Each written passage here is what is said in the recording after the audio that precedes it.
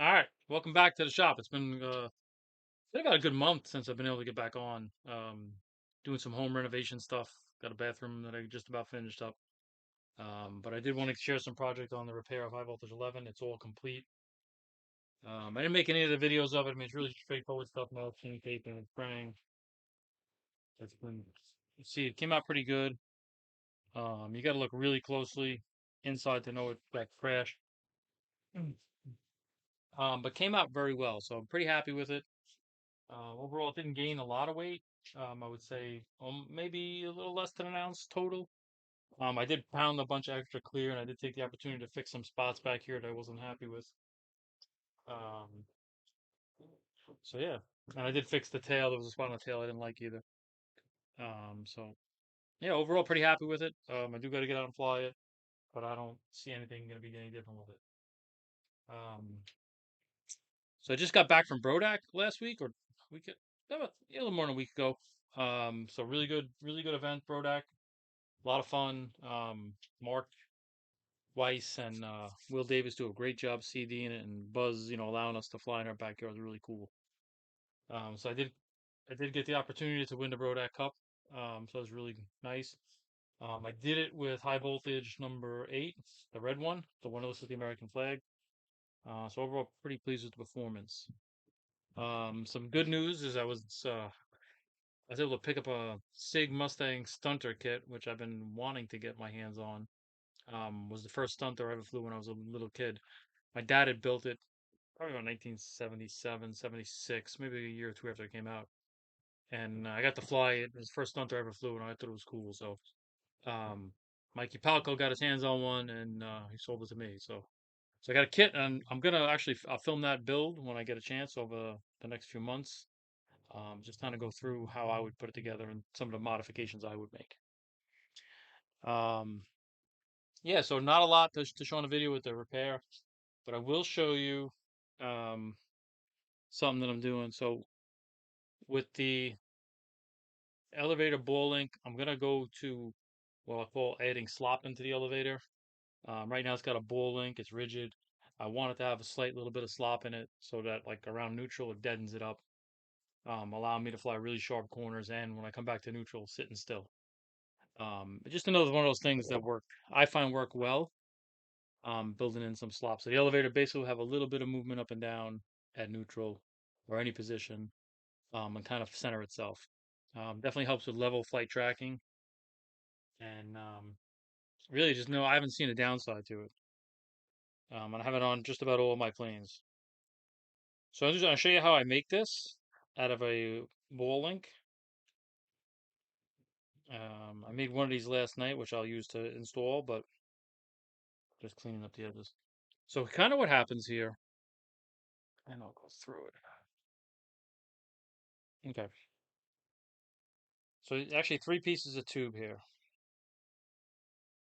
So the 5/32, the next size, and there's the next size up. But that would be your bolt, for example. If you look, there's the 5/32 one on it. Then the next size tube goes in, and you end up with that. And then it goes into the link here. And that is direct fit, no slop whatsoever. So now if you want the slop, all you do is remove the middle one, and you get a little bit of slop up and down. Now it'll move about an eighth of an inch both ways. Um, so it puts a little play into it. Some guys don't like this. Again, I have seen nothing but what I would say good results. All right, so I'm all set up to do that, but I do want to show you how I make it, um, which I'll go through now, and then I'll show you how I install it. All right, so I'm gonna change the camera angle. I'm gonna do something a little different, but I do want to try this. I want to give you more of a POV kind of view or point of view, I guess. So just hold on, I'll reposition the camera. All right. So here's the new view, kind of overhead of my shop. I think my head gets in the way. Just position this a little bit.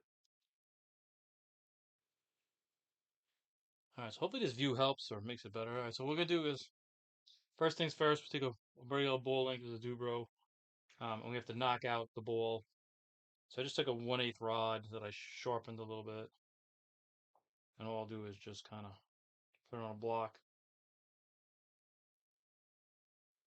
and just push down on it till the bowl comes out. So, and there you go. And there's the bowl. So the bowl comes out. You could save these for, they work for spacers and a few other things. So I'll put it to the side. All right. So next up is now what we're going to do is we're going to JB weld in the tube. And to give you some, to give you a size on the tube. I should notice off the top of my head, but I don't remember. So 218 is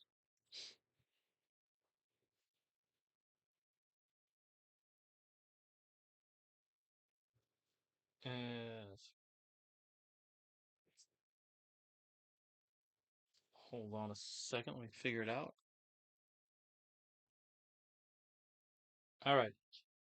Just had a minute to think about the sizes. But 218 thousandths is what I'll say 7/32. The inner rod, the next one is 3/16, or 187.5, which is 6/32 or 3/16, and the last one is 5/32. Um, that's 156, 155. All right. So the 7/32 one has to go in, and it fits in right in exactly into it. So now you got to cut it to length, and so you get the ball back. You don't want to stick out past here because then you got to make up for size and it'll bind and a few other things. So what I'll do is, I believe, so 200 thousandths, 201, yeah, about 200 thousandths. So it can't be bigger than 200 thousandths. So what I'll do is I'll set this to like, and then you got to figure out, so the saw I'm using is about 8 thousandths. So I'll just set it to about 190.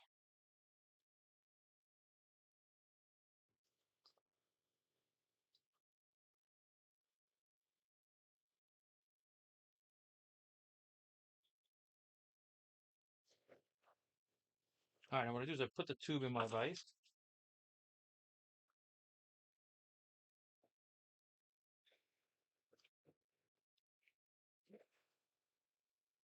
So I have a square edge on my vise that I use. That I'll do is line this up over here, and I set my veneers for 189 thousandths,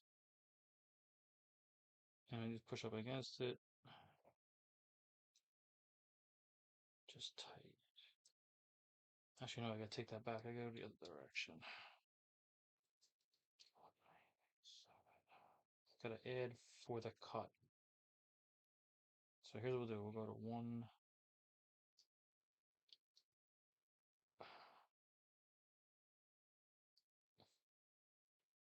We'll go to 195.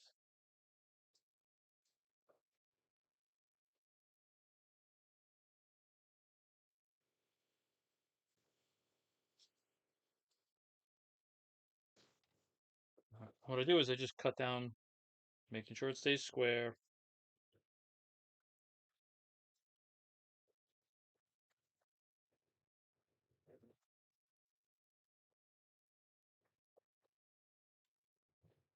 Okay. All right, now what you gotta do is you gotta clean up the edges. So what I'll do,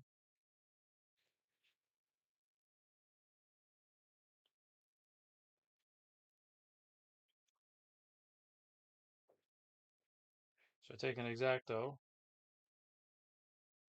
and I'll just run it on the inside. And I just use the forceps to hold it instead of trying to hold it on my finger. Um,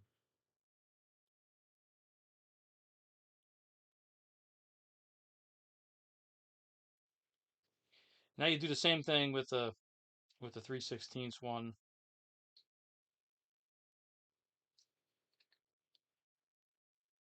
You know, I'm not going to do that because I have one already. I don't need it because I am going to pull it out for sure. Um,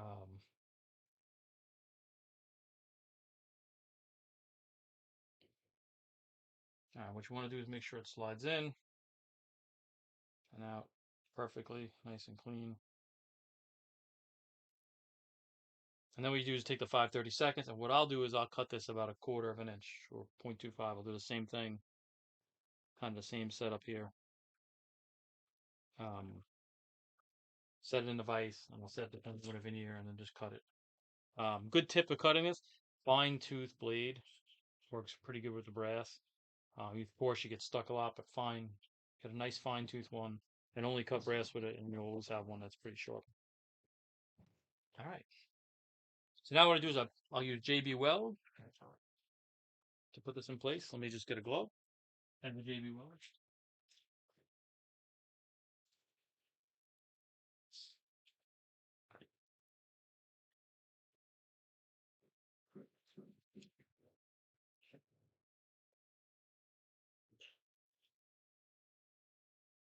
Oh, there it is. There's the JB Weld.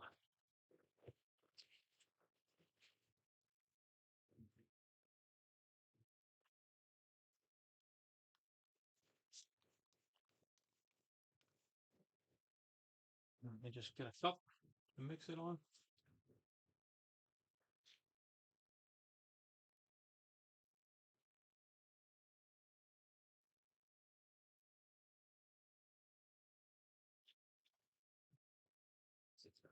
All right, so I use a little cup, because you don't need a lot. Uh, oh, there it is. So actually, I'll use a zip tie to mix this and spread it, and you'll see why. So this is 1 to 1. One part what they call the steel, which is the black, and one point with the white, which is the hardener.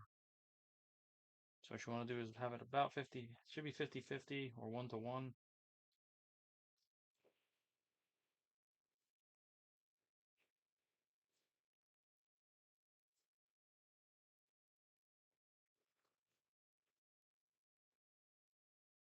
Okay. Now I'll take this and I'll mix it up. And a wire tie works good because you can kind of blend it around it. You'll see what I'm talking about. So this is like everything else, just mix it really good. You don't even need that much of it. This is way more than I would ever need on this.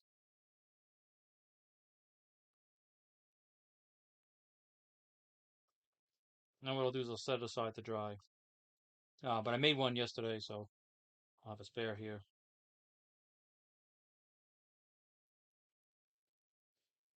Also fine if you had let's just say you have some ball joints um, that are a little tighter than you like. You get a couple and you're like, a little tight or a little, you feel like they're binding a little. You could knock the ball out and then do the same thing here, and not have, not take the spacer out. So I'll do is just get it in the whole ball area.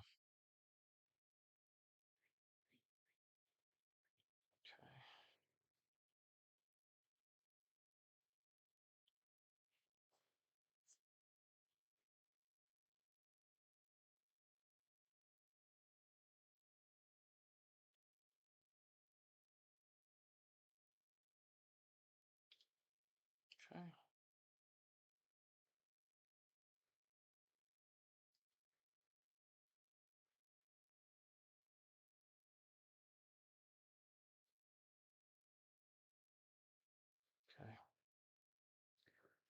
Okay. Okay.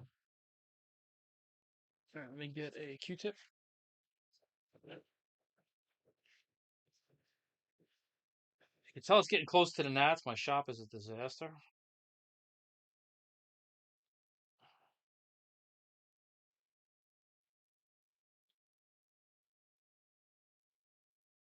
See if I can pull this through without pulling the bushing out.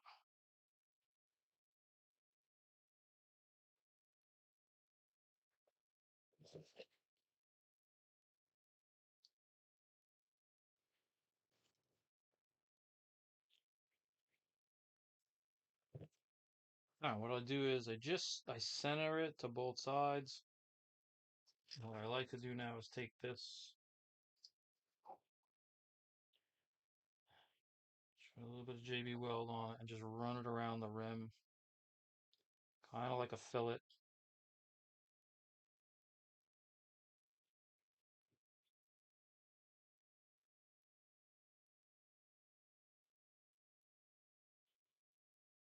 So, and don't worry if you get JB Weld on the inside of the bushing a little bit, you just scrape it. You can scrape that right out with a X-Acto tomorrow after it dries.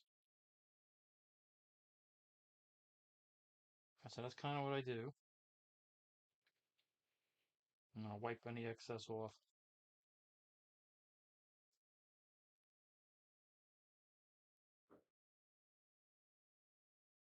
I should make sure it's out even on both sides. And I pull it all the way. I pull it back on the ball link.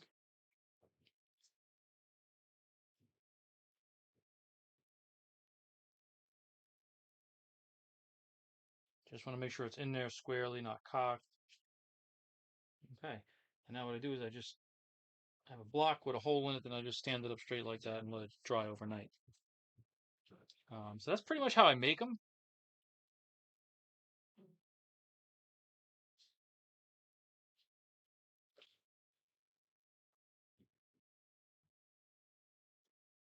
All right.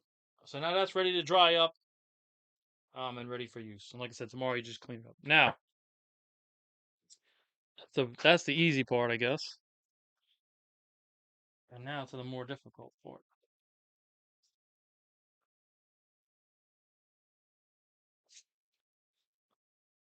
Just putting the tubes back together. Stick them on a bench. That there.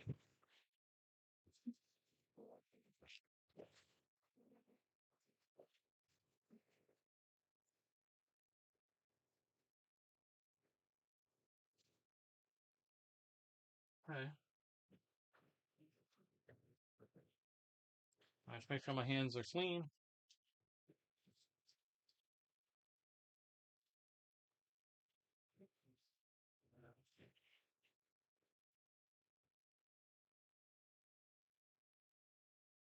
There's nothing worse than getting mint marks all over the new plane. All right, so now we're going to install it.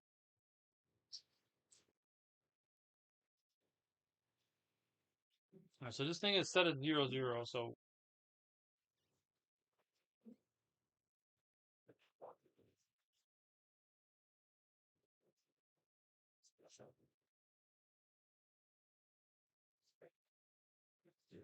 do this here.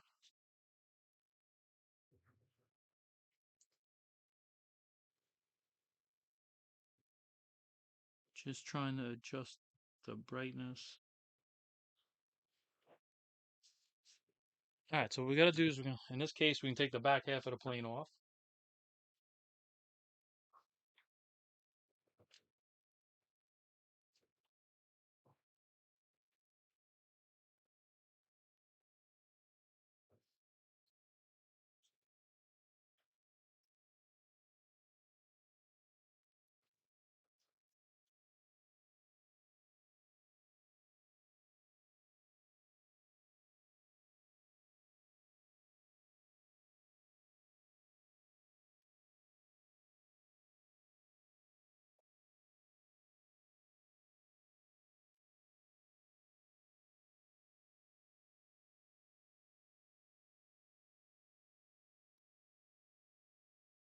All right. So what I got to do is kind of just look, kind of just looking down at to get one of the flaps level.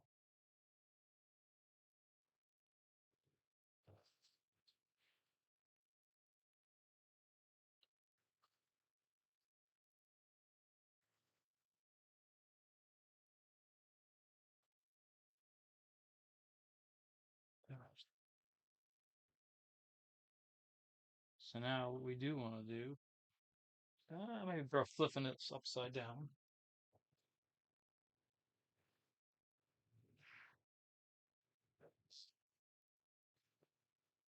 Let's see if I cannot bounce it off every rafter in the basement.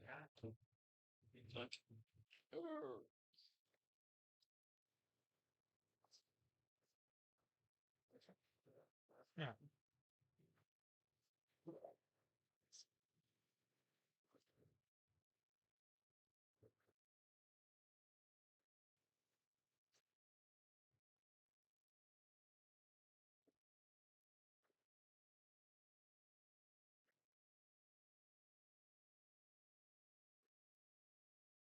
So now the trick is I'm going to count turns, how many turns it comes out, but I'm also going to measure, see if we can kind of get it back close.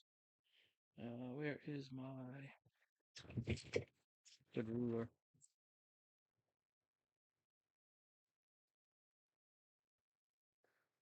All right, so I'm going to use the forceps here to kind of be as a gauge here.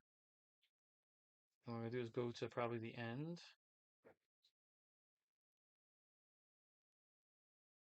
20, 20/64. 10/32. Let me write that down somewhere.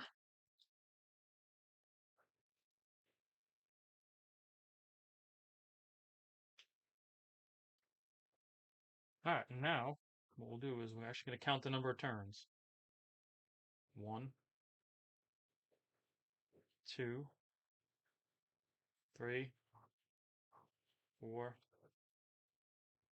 5, 6, 7, 8, 9, 10, 11, 12, 13, 14, 15, 15 and a half.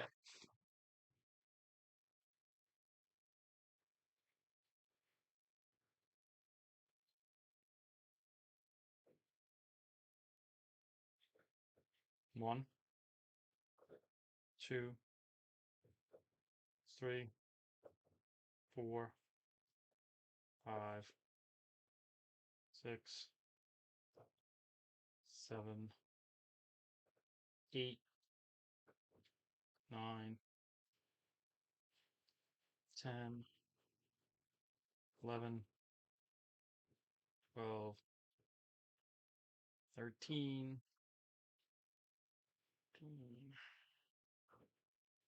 15 and a half. Now just to double check, I'll measure it.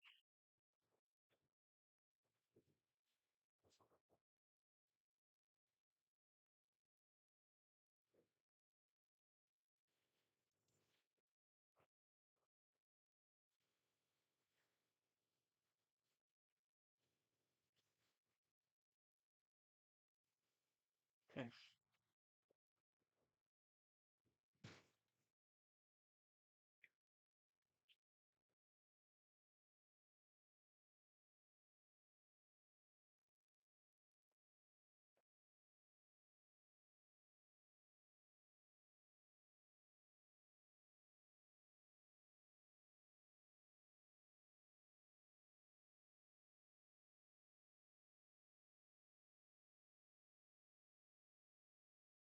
I want a little bit longer bolt. 3 threads sticking through. Let's see what we got.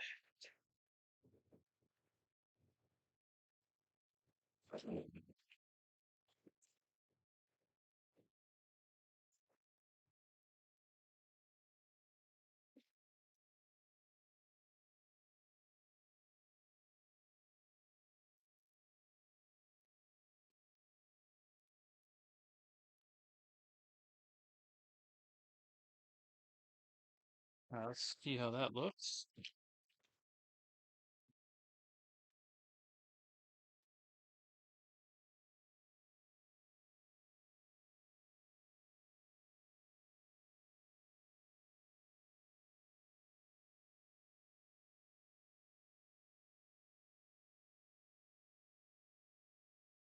All right, what we're gonna do is we're gonna put the insert in, so it won't have any slop in it to set it up.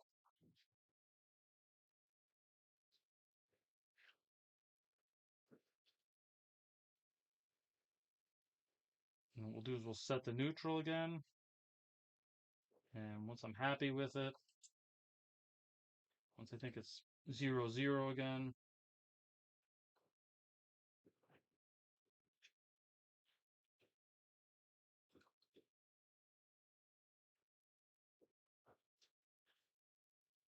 and what you want to do is, okay, see that? I don't know how well you can see it, but you want to make sure that this thing has play side to side. It doesn't bind up. No binding in it.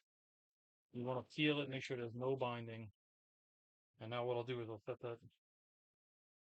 set the elevators to neutral. Now I'll look down the flaps.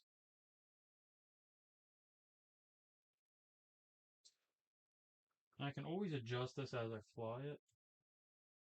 Let's just take a look down it.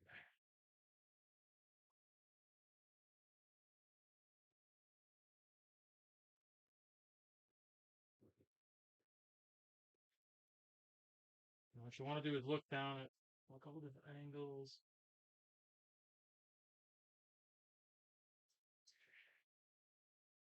Actually, it looks like it has slight up there.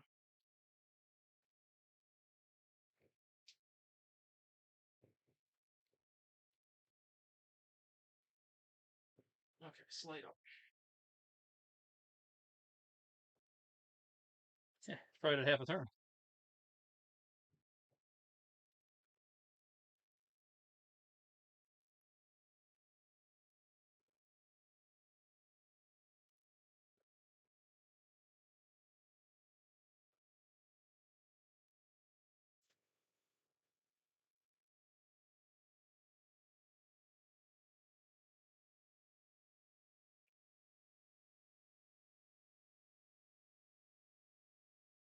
All right, there's my half a turn.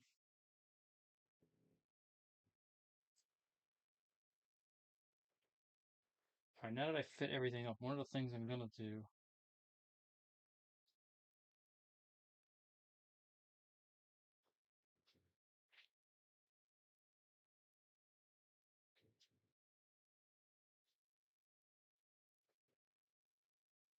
Pull the bushing out here. All right, so what I want to do is actually, I'm going to put a little bit of CA on the bolt, and I'm going to put the 532 over it just to kind of hold it in place. So I'll use some thick CA.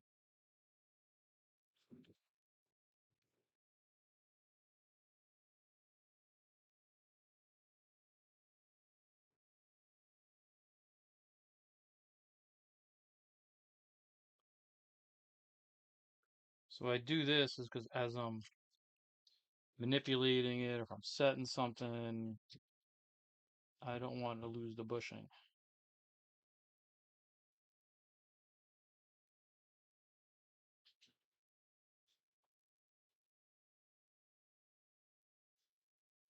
All right, so we'll let that sit a minute.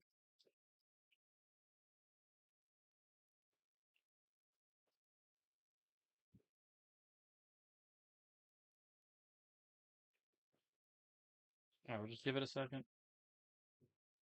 I mean, it's really just there to keep the bushing from falling out when you go to take it apart or something. Or you'll never find the bushing, and you'll have to make one or something.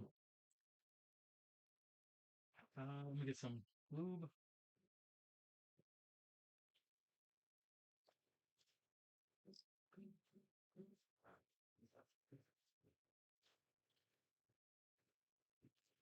So I'll do is I'll drip some lube in the bushing.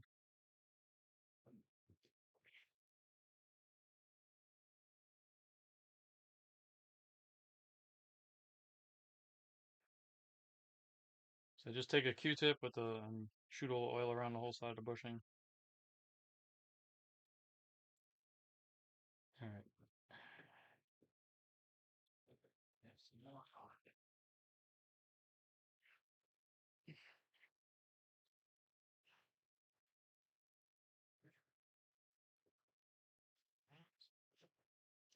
And what I'll do the same thing. I just put some lube on this. You always want your controls to be as free as possible. There's no way they can be too free.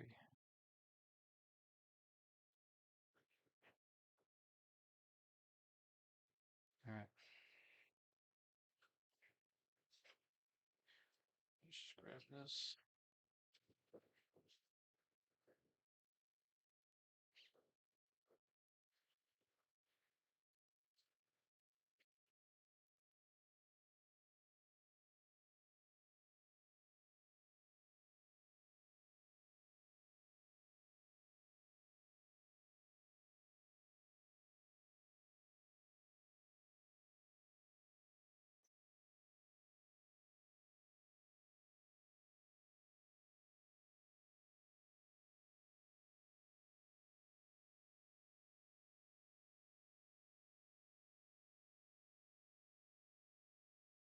So what I will do is just check the height of this to make sure it's set exactly how I want it.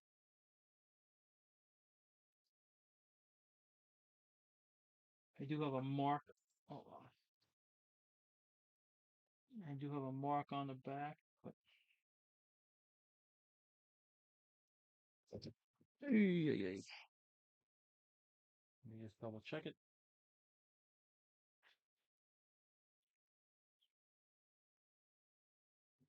It's gonna come down a touch.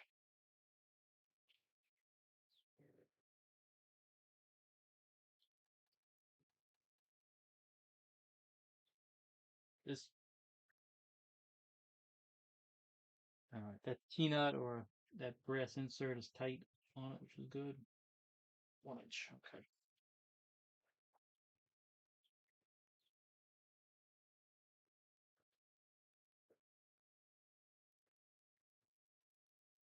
And you really want to make sure there's absolutely no binding here. All right, now I'm just gonna check it, and then when I'm happy, I'm gonna pull the bushing out. Now you can test fly it if you want to make sure you're 100% happy with it. Yeah, that's neutral. That's neutral. Just look down it.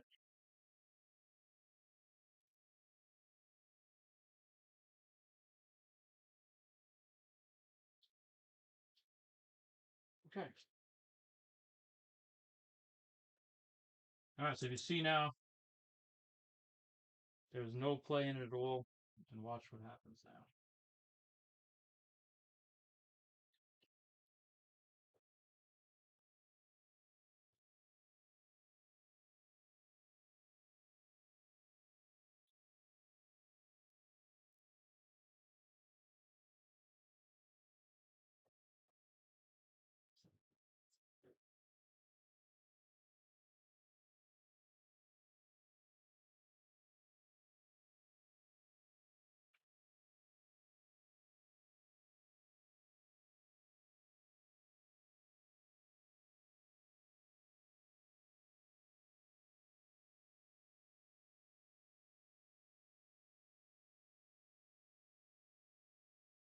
Now you get the bushing out. Of course, it don't want to come out.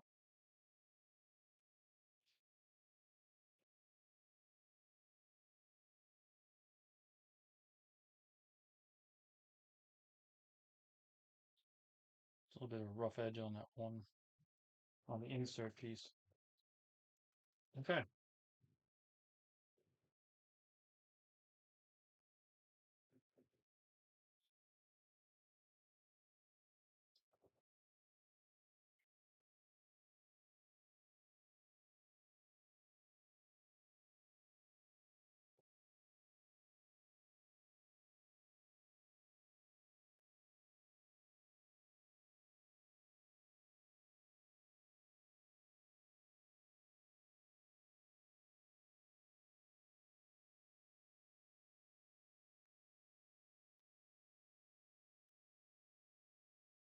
All right. So we're gonna just line up the mark back here, and I'll measure it.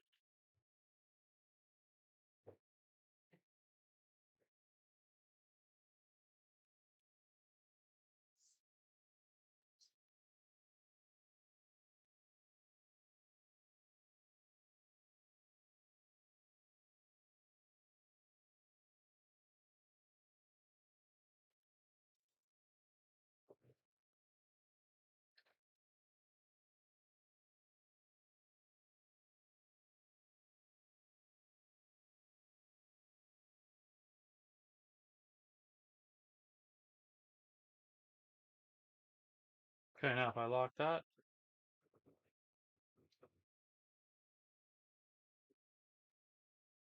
it moves about an eighth of an inch each way.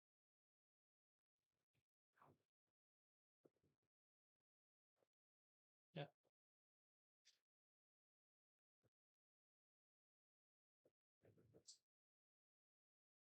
and that's where you get that little bit of play into it. If I lock the flaps, see it goes up and down a little bit. So in neutral, that just allows it to self-center the elevator. And then once you have pressure on, it goes. I found that it helps with really coming out with nice flat corners, being able to turn really hard, and have it come stabilized back again. All right, so there we go. Now, if I want to put it back, I don't like the slop. All I got to do is put this bushing back in, and we're good. All right,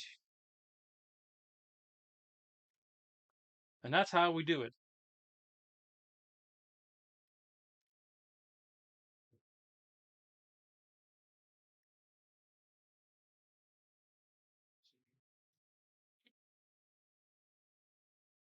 All right, so this is the end of the crash repair video of high voltage number 11. We're getting ready for the Nats. Hopefully, gonna get some practice this weekend. We're about 2 weeks away. I just showed you how I kind of put some slop in the elevator using a ball link, using a little different technology. I can't take full credit for this. I read it on Stunt News, and Paul Walker kind of came up with it.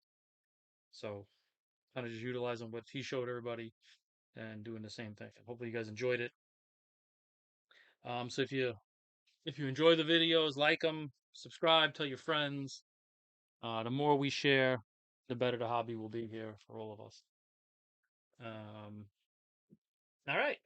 Yeah. So hopefully I'll see you guys at the Nats. Couple of you. And the next set of videos I think is going to be me building that Sig Mustang, kind of a little bit of a childhood memory for me. So I'm going to get going on that, and I'll show you how I would build an electric and hopefully keep the weight down where it's a really good flying plane. But I'll show you some of the things, tricks, and on that build as well. A little bit more of a traditional build than composite stuff. All right. So thanks for watching. Hope everybody enjoyed.